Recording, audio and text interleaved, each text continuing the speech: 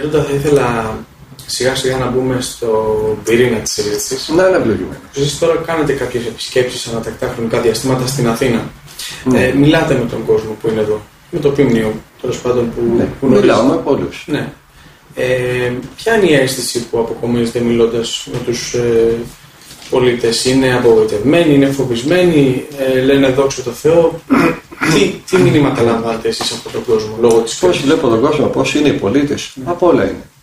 Άλλοι είναι φοβισμένοι, άλλοι είναι απογοητευμένοι, άλλοι λένε δόξα τω Θεώ, ανάλογα με την πίστη που έχει ο καθένας, ανάλογα με την αγωνιστικότητα που έχει ο καθένας, ανάλογα με τη λεβεντιά που έχει ο καθένας, ανάλογα με τη χαζομάρα που έχει ο καθένας, γιατί δεν μπορούμε να παρασταίνουμε τους κατάπληκτους για αυτά που συμβαίνουν όταν επί δεκαετίες υποκρινόμασταν ότι δεν βλέπαμε τι γίνεται.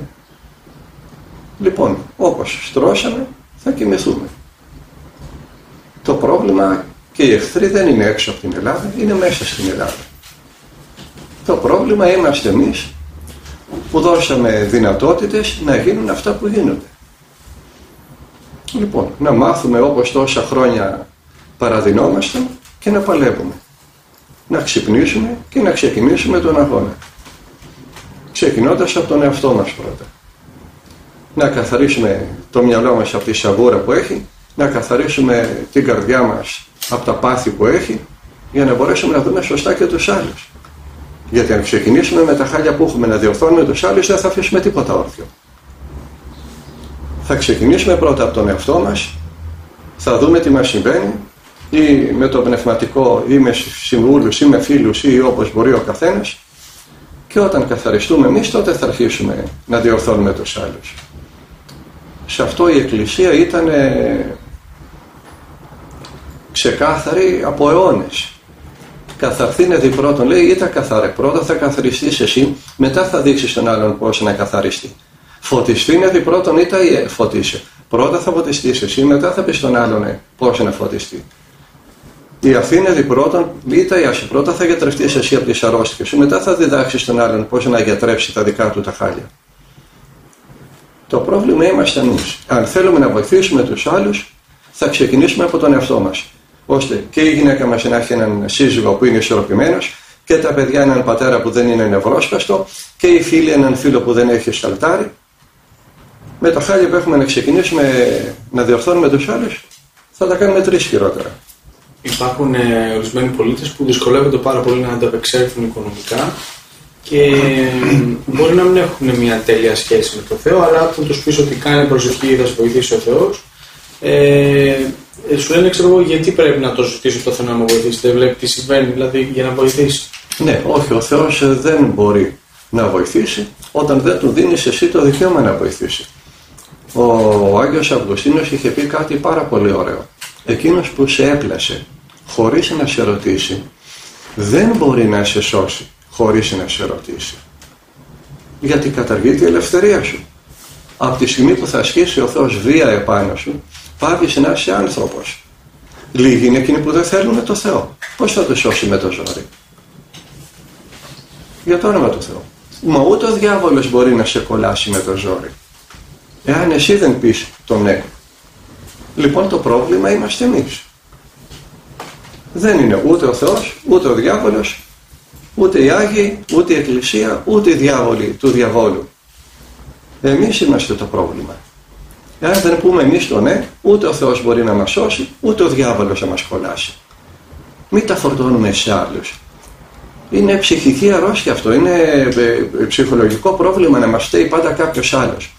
Φταίνε οι Αμερικάνοι, φταίνε οι Τούρκοι, φταίνε οι Εβραίοι, φταίνε οι Σκοπιανοί, φταίει ο διάβολος. Το μυαλό μας στο κλούβιο δεν φταίει ποτέ. Καλά που έχουμε βρει τους άλλους και τους φορτώνουμε τις δικές μας ανικανότητες, τις δικές μας δειλίες, την δική μας αναποφασιστικότητα. Γιατί δεν μας βοηθάνε οι μεν, γιατί δεν μας βοηθάνε οι δε και γιατί να μας βοηθήσουν, όταν δεν βοηθήσαμε εμείς τον εαυτό μας και συνεχίζουμε να μην βοηθάμε τον εαυτό μας, εξακολουθώντας να υποκρινόμαστε ότι δεν καταλαβαίνουμε τι γίνεται γύρω μας.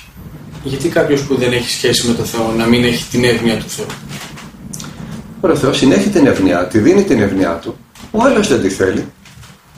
Δεν μπορείς να υποχρεώσεις τον άλλον να δεχτεί το Θεό. Δεν υπάρχει εκκλησία του σατανά. Κυριολεκτικά, με αρχιερέα του σατανά, με ναούς του σατανά. Ο αρχιερέας του σατανά ήταν ο άλλον τον Λαβέη. Δεν ξέρω αν εσύ ακόμα. Έχει ιερείς, έχει ιερείς, έχει ναούς.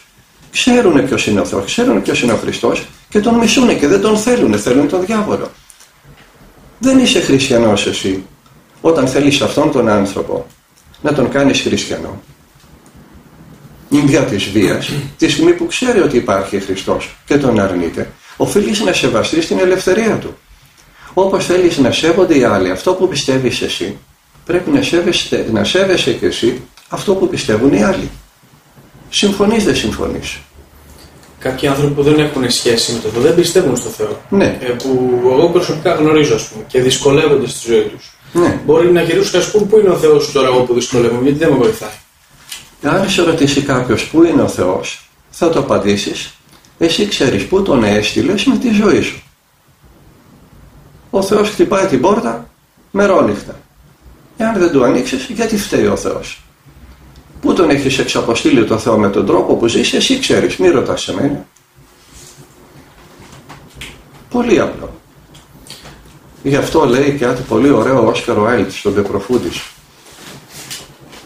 Πώς αλλιώς μπορεί να μπει ο Θεός μέσα σε μια καρδιά, σε μια πέτρινη καρδιά, αν δεν τη σπάσει.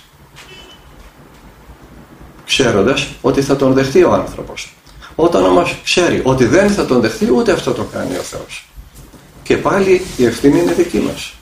Για παράδειγμα, όταν ο άγγελος είπε στην Παναγία θα μείνεις έγκυος και θα γεννήσεις τον Χριστό, τον Θεό, εκείνη απόρρισε πώς στη μητού το επί άνδρο γεννόσχο. Πώς είναι δυνατόν αφού δεν έχω σχέσεις με άντρα. Οι άγγελοι ξέρουν ότι θα έρθει ο Χριστός, αλλά το πώς ούτε εκείνοι το ξέραν. Και όταν τον ρωτάει η Παναγία τον άγγελο πώς, και ο άγγελος την παραπέμπει στο Άγιο Πνεύμα.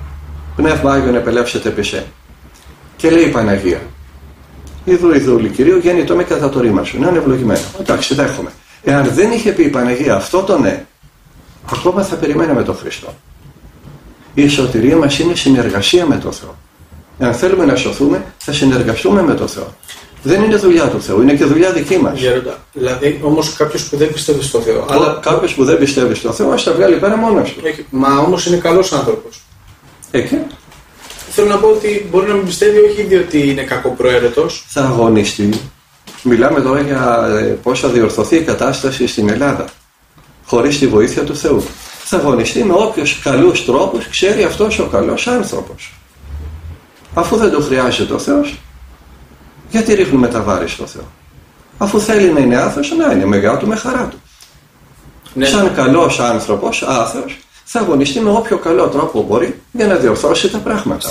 Αλλά δεν θα ζητάει τα ρέστα από τον Θεό που δεν τον παραδέχεται. Ο άθεος αυτός όμως το επιχείρημα αυτό και πολλοί άθεοι το χρησιμοποιούν. Ότι εγώ τώρα ας πούμε που δυσκολεύομαι, γιατί αν ο Θεός σου με βοηθούσε, εγώ θα είχα την καλή προαίρεση να πιστέψω, ας πούμε. Αλλά δεν βλέπω κάτι στη ζωή μου, δεν έχω δει την παρουσία του. Βόηθα τον Θεό να σε βοηθήσει. Δώσ' του την ευκαιρία να σε βοηθήσει. Με ποιο τρόπο? Ο καθένας ξέρει προσωπικά το πρόβλημά του. Θα πω περιέργεια. Χτυπάει η καμπάνα. Πήγαινε να δεις τι γίνεται. Όταν αλλάζεις πλευρό, πού περιμένεις το Θεό να έρθει? Να σου τραβήξει πλαισιά στο κρεβάτι? Θέλεις να συναντήσεις κάποιον, ξέρεις που θα πας να τον ευρείς. Και όχι μόνο αυτό. Μπορείς να τον ευρείς και στη ζωή σου, στη συμπεριφορά σου. Δείχτω ότι θέλεις να βρεις τον Θεό. Να είσαι ειλικρινής στην αναζήτησή σου. Εάν είσαι, θα τον ευρείς. Δεν υπάρχει περίπτωση να μην τον ευρείς, όπου και να είσαι. Και θα διαπιστώσεις ότι τόσα χρόνια δεν έψαχνες εσύ να βρεις τον Θεό, έψαχνε ο Θεός να βρει εσένα. Και εσύ αντίστοιχός σου. Λέει η παραβολή του Ασώτου, όταν έφεγε την περιουσία του Άσωτος με τις πόρνες και κατάληξε να ζει με τα γουρούνια, σκέφτηκε πού ήτανε και πού ξέπεσε.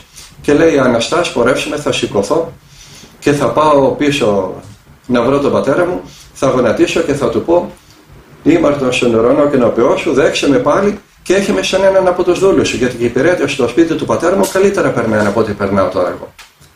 Ελθόνησε αυτόν, λέει, τα είπε αυτά. Και ξεκινάει να πάει σπίτι. Τι λέει η παραβολή? Άμα δεν τα προσέξουμε, δεν στα λέει ξεκάθαρα. Έτι ούν αυτού μακρά απέχοντος, ενώ αυτός ήταν ακόμα μακριά, έτρεξε ο πατέρας και τον αγκάλιασε. Που σημαίνει ότι περίμενε ο πατέρας, στεκότανε στον δρόμο και κοίταζε κάθε μέρα, χρόνια, πότε θα γυρίσει. Και όταν τον είδε να έρχεται, δεν περίμενε να τον εφτάσει εκείνος. Έτρεξε αυτός και τον αγκάλιασε. Και τότε ο γιος γονάτισε και του είπε: «Ήμαρτον στον ουρανό και νοποιό σου, δέξε με». Και τον αγκαλιάζει ο πατέρας και τον σηκώνει και φωνάζει: «Σφάχτε το μασχάρι το σιτευτό, φέρτε τη στολή την πρώτη, φέρτε το δαχτυλίδι». Προσέχετε, δεν τον άφησε να πει: «Δέξουμε και έχει με σαν έναν από τους υπηρέτες σου, σαν έναν από τους δούλους σου». Δεν θέλει υπηρέτες ο Θεός, δεν θέλει δούλους ο Θεός. Γιους θέλει, παιδιά θέλει. Δεν τον άφησε να πει: «Έχει με σαν έναν από τους δούλους σου». Εμείς είμαστε το πρόβλημα. Πώς τον βρήκε το Θεό? Ελθόν εις εαυτόν. Κάθισε και σκέφτηκε. Δεν καθόμαστε να σκεφτούμε. Πάντα βρίσκουμε αιτίες για τα προβλήματά μας στους άλλους. Ο κακός πολιτικός, ο κακός ο Θεός, ο κακός ο παπάς, ο κακός ο βουλευτής, ο κακός ο Τούρκος, ο κακός μας ο καιρός και ανάποδος. Γιατί δηλαδή το κακό βρίσκεται παντού αλλού εκτός από το μυαλό μας? Κοίταξε άνθρωποι που λένε «γιατί ο Θεός δεν με σώζει». Δεν είναι για πετραχύλι παπά. Είναι για καναπέ ψυχαναλυτή. Γι' αυτό δεν θα συζητάς μαζί τους. Αν θέλουν να σωθούν, ξέρουν και παραξέρουν. Δεν ήρθαν από τον πλανήτη Άρη. Σήμερα στην Ελλάδα που βιώνουμε αυτή την κρίση όλοι μας, αυτό που έχουμε διαπιστώσει κι εμείς είναι ότι η ηγεσία της Ελλάδας αυτή τη στιγμή και τα τελευταία χρόνια έχει προχωρήσει σε κάποιες κινήσεις οι οποίες είναι ενάντια στο συμφέρον του ελληνικού λαού. Ναι. Ένα μέρος του λαού καλεί σε αντίδραση τους πολίτες και ένα άλλο, ξέρω εγώ, να υπομείνει. Δεν είναι σωστό ένας πολίτης να αντιδράει όταν του παραβιάζουν την αξιοπρέπεια? Ναι, οπωσδήποτε. Η απορία δική μου είναι γιατί αργήσανε τόσες δεκαετίες να το καταλάβουν αυτό. Γιατί ο καθένας βολευόταν. Γιατί ο καθένας κοίταζε την τσέπη του και την κοιλιά του. Μάθαινε τι γινότανε παραπέρα, αλλά έκανε ότι δεν το βλέπε. Τι με νοιάζει εμένα, εγώ θα σώσω την Ελλάδα. Και κοίταζε πώς θα βολέψει τον δικό του ή τον εαυτό του. Τώρα που το χέρι του μεγάλου αδερφού έφτασε στη δική του τσέπη, τώρα γανάχτησαν. Λοιπόν, το πρόβλημα δεν είναι η πολιτική. Είναι όλοι οι Έλληνες που δώσανε τη δυνατότητα στους πολιτικούς να κάνουν αυτά που κάνουν. Είναι οι Έλληνες που δίνουν δυνατότητα σε άλλους πολιτικούς που δεν έχουν ακόμα τη δύναμη να κάνουν εγκλήματα που ακόμα δεν τα έχουν κάνει. Και το ξέρουν οι Έλληνες ότι θα τα κάνουν. Και θα τους ψηφίσουν. Και μετά θα λένε γιατί πάμε κατά διαβόλου. Άκουγα έναν πολιτικό, οικονομικός αναλυτής, δεν ξέρω τι ήταν, δεν ασχολούμαι με την πολιτική, τυχαία βλέπω ό,τι βλέπω. Και έλεγε καταπληκτικά, με επιχειρήματα, τι έπρεπε να κάνουμε για το χρέος, πώς έπρεπε να γίνουν όλα αυτά, τι λάθη κάνανε, και λέω κοίταξε, ένας σοφός άνθρωπος. Και αυτός ο άνθρωπος ήθελε να πολιτευτεί. Δεν ξέρω τώρα αν έχει πολιτευτεί, αν έχει γίνει βουλευτής, αν έχει κάνει δικό του κόμμα, δεν ξέρω. Σε μια συνάντηση κάπου, ένας που θα ήθελε να γίνει πολιτικός, συζητούσε μαζί του. Κύριε Τάδε, πολύ ωραία όλα αυτά που λέτε για το χρέος, για αυτά που έπρεπε να γίνουν, συμφωνώ απόλυτα μαζί σας. Εάν σας ψηφίσω και γίνετε πρωθυπουργός, πιστεύετε ότι θα μπορέσετε, θα σας αφήσουν να τα κάνετε αυτά που λέτε? Λέει εκείνος όχι. Τότε τι θα κάνετε? Ένοπλες ομάδες στις γειτονιές. Και έμεινε με ανοιχτό το στόμα. Ένας που είχε τόσο σωστή άποψη για τα οικονομικά, είχε σκοπό να ξεκινήσει εμφύλιο πόλεμο στην Ελλάδα. Θα όπλησε ανθρώπους στις γειτονιές να σκοτώνουν ποιους? Να σκοτωνόμαστε πάλι μεταξύ μας. Και αυτός ο άνθρωπος θέλει την ψήφο του ελληνικού λαού. Δεν ξέρω αν την πήρε κιόλας. Δεν ασχολούμαι. Λοιπόν, δεν είναι το πρόβλημα η πολιτική. Το πρόβλημα είμαστε εμείς που δίνουμε τη δυνατότητα στους πολιτικούς να κάνουν τα εγκλήματα που κάνουν. Και που αυτή τη δυνατότητα την δίναμε επί δεκαετίες. Γι' αυτό ό,τι σπέρνει κανείς θερίζει. Τώρα είναι πολύ αργά. Ανθρωπίνως δεν γίνεται τίποτα.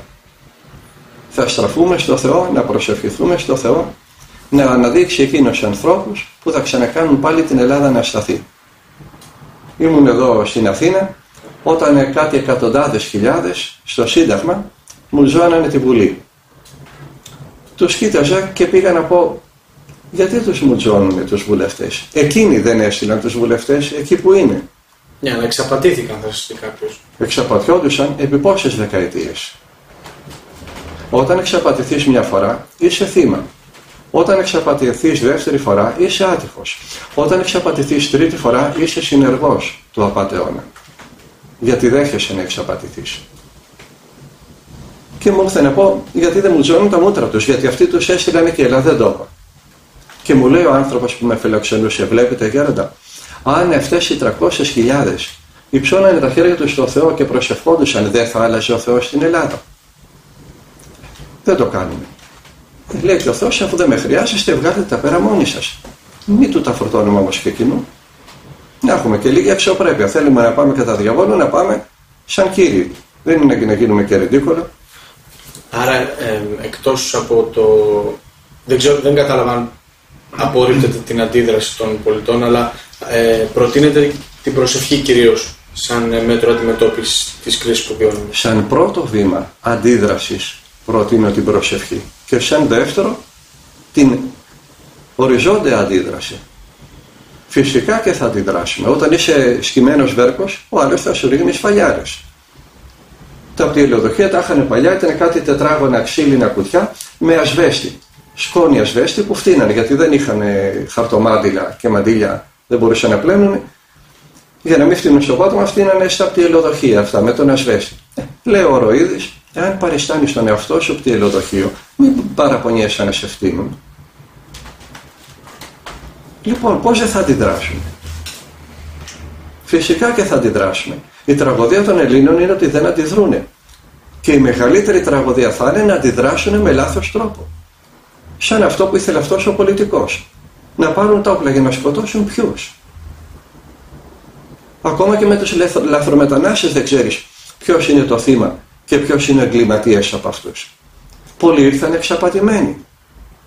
Και κλαίνε και χτυπιόνται που βρεθήκανε στην Ελλάδα. Και δεν μπορούν να πάνε πίσω, γιατί πρέπει να στείλουν λεφτά στους σωματέμπορους που τους έστειλαν εδώ, γιατί τους λένε: αν δεν μας στείλεις τα λεφτά, σκοτώνουμε τη γυναίκα σου, σφάζουμε την κόρη σου. Και κάθε λαθρομετανάστης εδώ και κλαίει. Και από την άλλη μεριά είναι οι λαθρομετανάστες που άδειασαν οι φυλακές των κρατών τους. Ήταν εγκληματίες στα ίδια τους τα κράτη. Τα ίδια τους τα κράτη τους είχαν βάλει φυλακή. Και όταν είδαν ότι η Ελλάδα δέχεται και τους δίνει και εισιτήριο από τον Εύρο για να έρθουν Αθήνα, ανοίξαν τις φυλακές και τους στείλανε στην Ελλάδα. Και αυτοί οι εγκληματίες λαθρομετανάστες κρατάνε τον πατέρα και τον γιο για να δούνε πώς βιάζουν τη μάνα τους. Φυσικά κάποιος θα τους αγκαλιάσεις, κάποιος θα τους σκοτώσεις. Στα ίδια τους τα κράτη τους είχαν βάλει φυλακή. Τα ίδια τους τα κράτη τους έστειλαν στην Ελλάδα. Αλλά από τη στιγμή που τους δίνεις εισιτήριο για να έρθουν στην Αθήνα, θα τολμήσεις να διαμαρτυρηθείς? Από τη στιγμή που επιτρέπεις σε κάποιους πολιτικούς να κάνουν κάτι τέτοια, λες τώρα γιατί γίναμε έτσι? Ξέρω ένα λαθρομετανάστη σε ένα προάστιο εδώ της Αθήνας, μου λέει ένα παιδί: γέροντα, δεν μπορώ να τον βοηθήσω. Του έχουν δώσει μια παράγκα και μένει, η γυναίκα του έχει καρκίνο. Έχει 4-5 παιδάκια.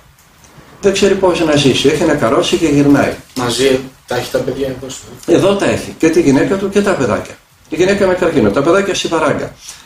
Του δίνω μόνο 5 ευρώ τη βδομάδα. Λυπάμαι πάρα πολύ, δεν μπορώ να του δώσω παραπάνω. Αλλά έμαθα να κάνω κέικ, με έμαθε μια θιά μου, και κάποια σούπερ μάρκετ, όταν βλέπουν ότι κάποια τρόφιμα θα λήξουν, για να μην τα πετάξουν, τα δίνουν σε φτωχούς, προς τιμήν τους. Και πάω, λέει, και παίρνω αλεύρι, παίρνω μαγιά, παίρνω τα υλικά που χρειάζονται, βανίλια, και κάνω ένα κέικ. Και κάθε Κυριακή τους πάω ένα κέικ. Να τα δείτε τα καημένα πώς κάνουνε, πώς ξεφωνίζουνε, πώς χτυπιόνται για αυτό το κέικ. Λοιπόν, ποιο λαθρομετανάστη θα χτυπήσεις? Αυτό, ναι. Του λέω: γιατί δεν πας πάλι στο Πακιστάν? Ο καημένος χτυπιέται. Εκεί τουλάχιστον, λέει, είχα τη μάνα μου και εκεί φτωχός ήμουν. Αλλά είχα τους δικούς μου ανθρώπους. Εδώ είμαι ξένος, είμαι μόνος μου. Ποιον θα χτυπήσεις? Με την τύφλα που έχουμε, με την εμπάθεια που έχουμε, με το μίσος που έχουμε, με τα πάθη που έχουμε, δεν θα ξέρουμε κατά πού να στραφούμε. Γι' αυτό αν θέλουμε να διορθώσουμε τα έξω από εμάς, θα ξεκινήσουμε από τα εντός ημών. Θα ξεκινήσουμε πρώτα από εμάς. Να καθαρίσει το μυαλό μας. Γι' αυτό είπα, θα πάμε να εξομολογηθούμε σε ένα παπά, να μας δείξει τα χάλια μας τα μαύρα, γιατί δεν τα βλέπουμε. Ο καθένας βλέπει τον εαυτό του πολύ καλύτερο από ό,τι είμαστε. Και γι' αυτό χρειάζεται η γνώμη ενός άλλου. Και όταν τακτοποιήσουμε τον εαυτό μας, όσο θα έχουμε βοηθήσει τον εαυτό μας, θα μπορούμε να βοηθήσουμε τους άλλους. Μόνο τόσο. Όχι περισσότερο.